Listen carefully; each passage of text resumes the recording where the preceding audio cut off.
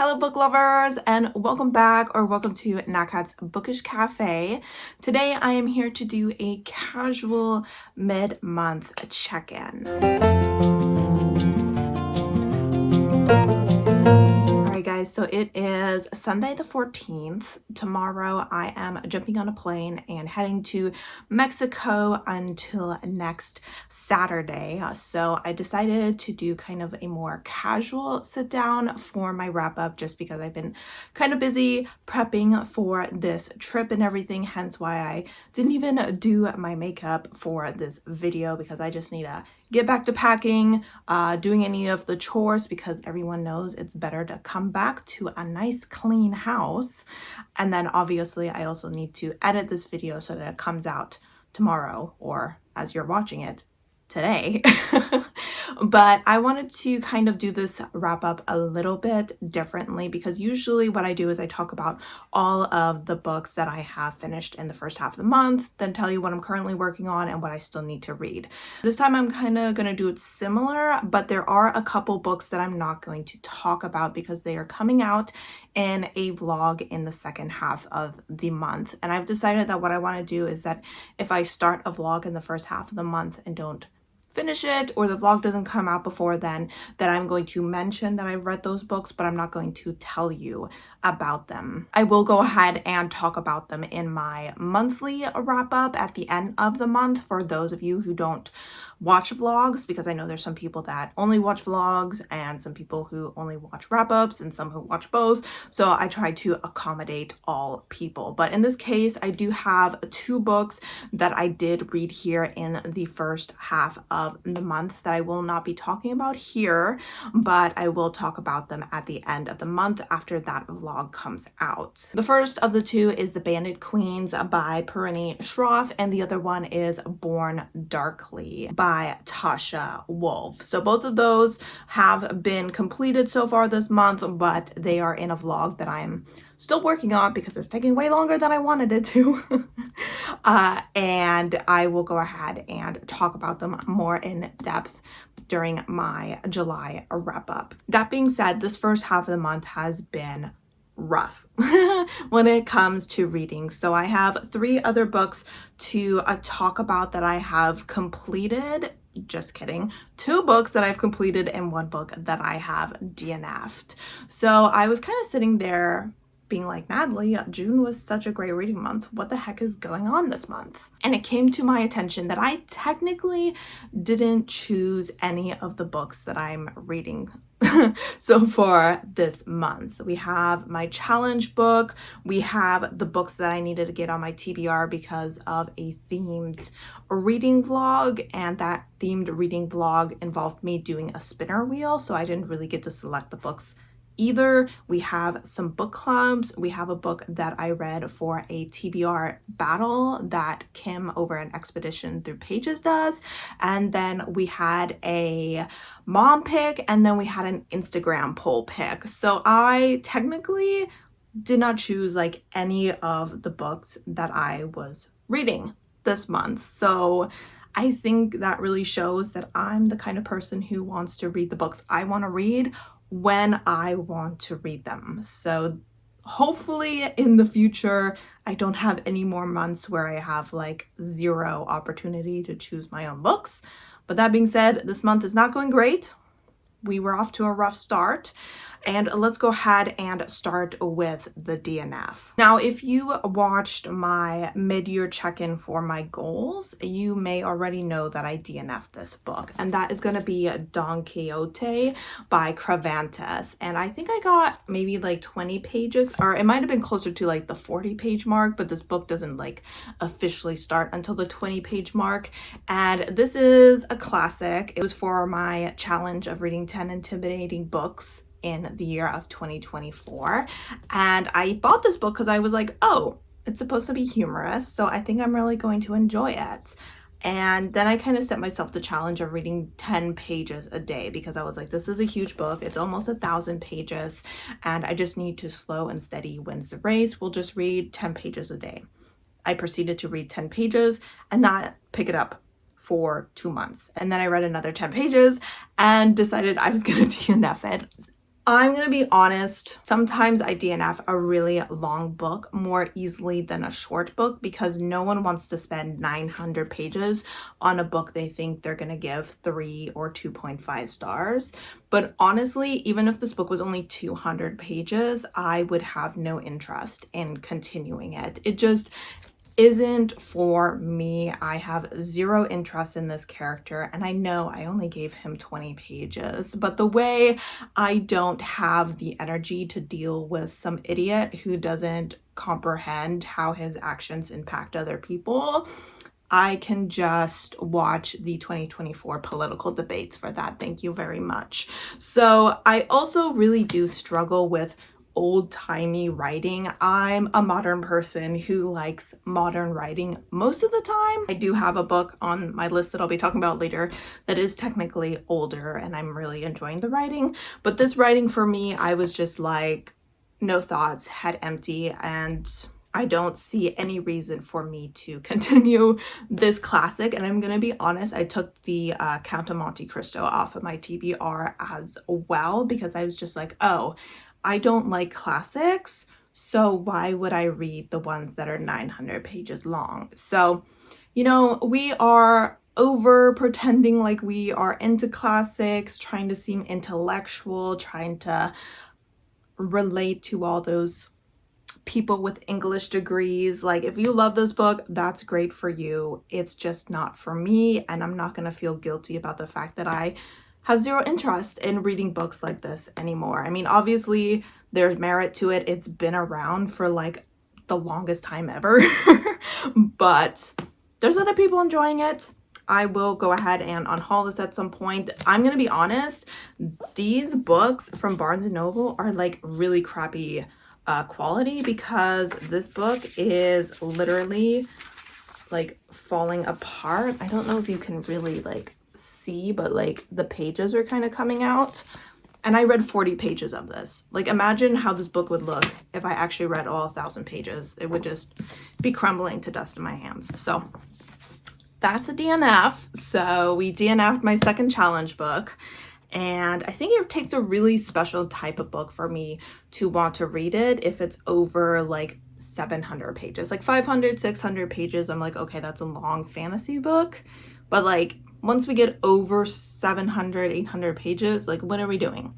Why are we saying that much? We we have to have something really special, and for me, this isn't it. So moving on. All right, so moving on to the books that I completed and are not part of that vlog. So we are gonna start with Dr. Jekyll and Mr. Hyde, and that is by Robert Louis Stevenson. And I counted this as a reread because I know that I read this once as a child. I had like those little mass paperback Scholastic books that you can get at the Scholastic fairs and whatnot. And I was like, did I like this book? I honestly can't remember. That was back in the day before I DNF, so I would have pushed through no matter what. And I listened to the audiobook because it's only 3 hours long. And the reason I picked this book up is because it was the group book for the events for Kim's TBR battle, and last couple months I have pretty much not taken part at all. I've really been slacking, so I was like, this month I'm gonna do every challenge, I'm gonna do every activity, I'm gonna read every book that I need to, and I did. I've already completed that all here in the first half of the month, so yay me. But that did mean I had to read this book, and it was boring. It was so boring. I am so glad that I listened to my audiobooks on 2 times speed because I only had to listen to this for like an hour and a half, and it was the longest hour and a half of my life. I ended up giving this book 2 stars. Listen, I'm sure like with all classics, this book is really great to read in school when you're sitting down with your pen and paper and are like really analyzing it and reading between the lines and just really caring about these people that just love to monologue on and on for pages and pages.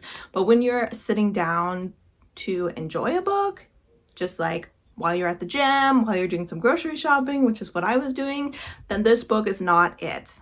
So I personally would not suggest this book outside of an academic setting because I was bored out of my mind, and there were times where I was confused, and I will admit that's on me, because one of the reasons I struggle with audiobooks is because I'm a very visual person, especially when it comes to names. So I never knew who was dead and who was alive. I was like, wait, I thought that guy was dead, but I think he's alive. Or maybe I thought this guy was alive, but I think he's dead. So I kept getting really confused, and part of that is just on my inability to like absorb names just by hearing them.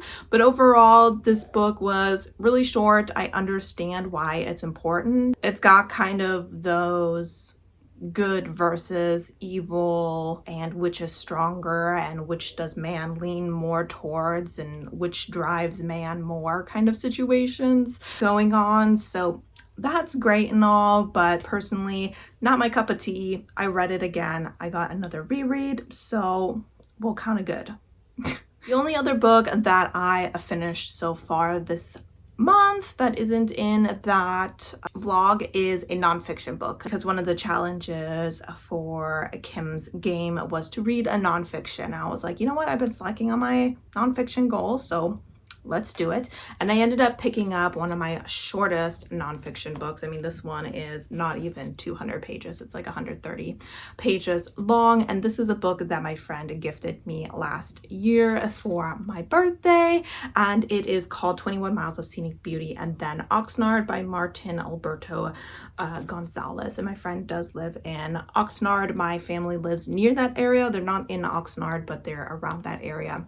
And so I was intrigued to read about it, especially from the point of view of a local. Since this is a nonfiction, I did not rate it, but it is a collection of essays that he writes about different experiences he had or people that he interviewed had in Oxnard. And Oxnard is a relatively poor area in California. They're known for their strawberries, but other than that, they're also known for having a lot of immigrants, crimes, and gangs. And obviously when it comes to areas like that, people tend to only focus on the negatives, and he really wanted to go ahead and focus a little bit more on the people that live there that aren't involved in crime, but whose lives are negatively impacted by people not caring about this community due to the crime rates, and how it makes it very difficult for this community to grow and improve because no resources are being put into it, because no one values these people enough to invest in them. So I thought there was some really good points in here. I didn't think there was anything that was too new. This is his first book, and he, I believe, is in the process of getting his PhD or doctorate when he was writing this book, so it was still a little bit surface level in my opinion. But there were a couple parts that kind of like stood out to me. One of them was when the student was talking about his plans for college. Like, the teacher had asked everyone to say, hey, what are your plans for after school? And a lot of people were like, oh, I'm hoping to get a job here. Oh, my family friends said they could help me get a job here. Some people were like, we're gonna see if we can get to community college. And this one guy was like, oh, I'm going to a 4-year university. And people are like, you can't do that. And he's like, what do you mean? And they're like, you can't go to university without going to community college first. And he's like, of course you can. Like, I took the SATs, and they're like, what are the SATs? And I was like, they don't know what the SATs are. Like, I thought the SATs were like required. Like, the schools I went to, they would just be like, oh, SATs are coming up, so we're gonna start studying for them, and then we're gonna make sure that you get signed up. And that was just like so normal for me that I didn't even know that there were schools that didn't tell people about them. And now you have these seniors sitting here a few months before graduation and not even realizing that there were like these steps that you had to take, because of course their families were immigrants and they didn't go to school here in America. So they kind of rely on the school system to tell their kids what they need to do. Their parents' job is to make sure the kid goes to school and does their homework, and they do that, and then the school is supposed to do the rest. And I know we could all say, well, why didn't they research that? I didn't research it because someone told me. There's no reason the school should not have told them that. Sorry, my parents. arguing over the cats, and the cats' misbehavior distracted me. But anyway, I did think there were some good things in this book, but then sometimes I felt like things were a little surface level, and then I felt sometimes that his writing was a little bit over the top, where he was exaggerating things that could have potentially happened. And maybe he wasn't, but just the way that it was written kind of cheapened the writing a little bit, because you felt like it was just a little bit too much to be taken fully seriously. So I think he just needs to work on his like writing and presentation of his ideas a little bit more, but it was definitely a really great start, and I'm glad that I went ahead and picked this up. All right, so let's move over to the books that I'm currently reading, and then the ones that I will be taking with me on my trip to Mexico, because I'm hoping to do a lot of reading. This is not like a touristy kind of trip. I'm not going there to explore or to do a bunch of activities. Your girl is tired. She's there to relax. So as far as my current read, this one I'm not bringing with me to Mexico. I'm going to try and read as much as I can today, which probably won't be very much because I have a lot of stuff to do. And then I'll pick it up when I get back. And that is The Girl Who Drank the Moon by Kelly Barnhill. And this is the last book for that vlog. So I definitely need to go ahead and finish this as soon as possible, since this vlog is supposed to come up the Friday after I come back. And obviously I can't upload it if I don't finish the books for it. So I'm having an okay time with it. I think it's growing on me a little bit. I'm not super duper in the middle grade mood, and that is definitely what this book is, but it still has some interesting things going on. And I think now that the story is expanding a little bit, I'm growing a bit intrigued, but sometimes it is still a bit too whimsical for me, and I'm not a huge whimsical girly. But we will read this book today and see how much we can get through, and then we'll pick it up when we get back from vacation. As far as the audiobook I'm currently working on, I am currently working on You're Not Supposed to Die Tonight by Kaylin Byron. I'm currently 42% through this audiobook. I'm still currently barely ever picking up audiobooks. In fact, yesterday I had like a car ride where I listened to nothing, like not even music. I'm just kind of in the silent, be with my own thoughts kind of mood, which is not surprising because my anxiety's been kind of high. So I'm not too upset about it. I'm doing what my body needs me to do to stay as mentally healthy as possible. But of course, that means that I'm not getting through the books that I want to be getting through. I am having a decent time with this book. So far, it's been a little bit on the cheesy side, but at the same time, I am definitely intrigued to see where we go from here, because I think that now that we're approaching the 50% mark, we are starting to approach the part where things are definitely going to start getting kind of intense and more creepy. Everything up to this point has been kind of a build-up, so I'm excited to get to the exciting part of this story, and hopefully I can go ahead and maybe finish it on the flight over to Mexico. The last book that I'm currently working on is my July challenge book, and that is Rebecca by Daphne du Maurier, and I have been reading 20 pages of this a day. So I'm on page 121 so far. I haven't read my 20 pages of it yet today, but I have really been enjoying this book, and I think this is a classic. I mean, let me double check to see when this came out in 1938, or at least it was copyrighted in 1938. So this was kind of the book that I touched on earlier, where I said there are classics where I really enjoy the writing, because I love the writing in this book. Like, I'm not even joking. Like, I love the way my brain feels when I'm reading the writing in this story, and I'm definitely intrigued to see where it goes. I'm having a good time with it, so I'm gonna bring this on the trip so I can continue my 20 pages a day.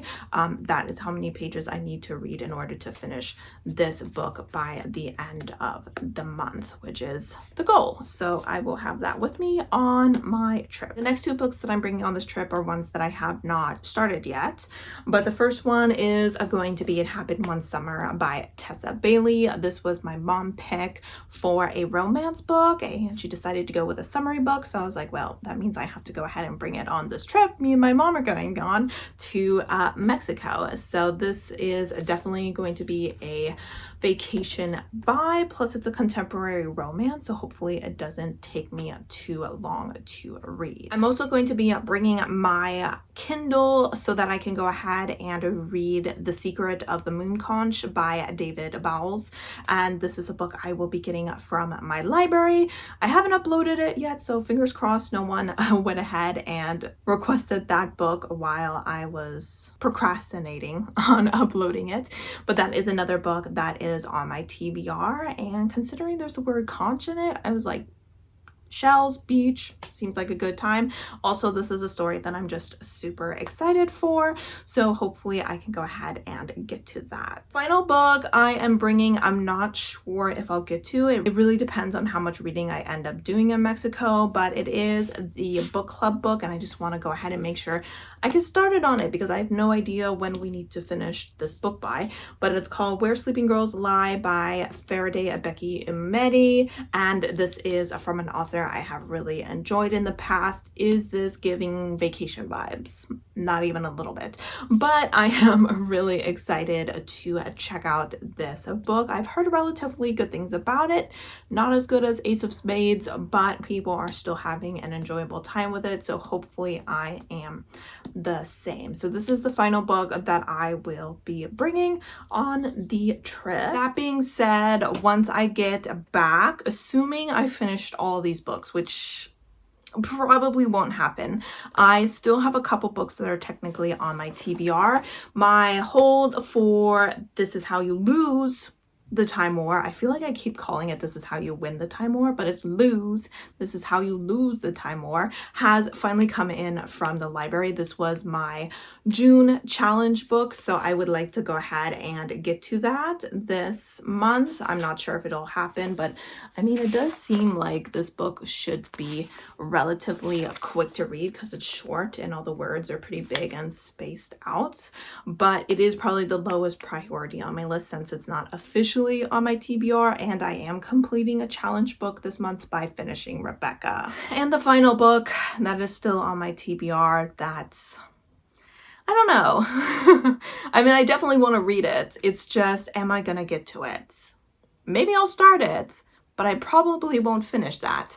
And that is The Children of Fallen Gods, which is over 600 pages. So yeah, this is a chonky book. Maybe if I finish all of these books while I'm on vacation and I come back on the 20th and I have those 10 or so days to complete this whole book, then I think I can read this in 10 days. But if I come back and still need to be finishing up other books and then only have a few days to finish this, I don't know. I'm not super optimistic. So, but yes, and this is the final book that is still on my TBR that's not going on vacation with me because this would add a lot of weight to my suitcase. So yeah. All right, guys. So that was a very casual, not super duper put together. My brain is already on vacation. Mid-month check-in for the books that I have read that I can actually talk about, as well as all the books that I'm optimistically bringing with me on this trip. Am I being overly optimistic? Probably. I always feel like I can read more than I actually do on vacation. So we'll see how it goes. All right, guys, but I would love to know how your month has been going reading wise, because mine hasn't been amazing. So I hope yours is going better. As always, thank you so much for supporting my channel by watching my videos, and I hope to see you next time. Bye.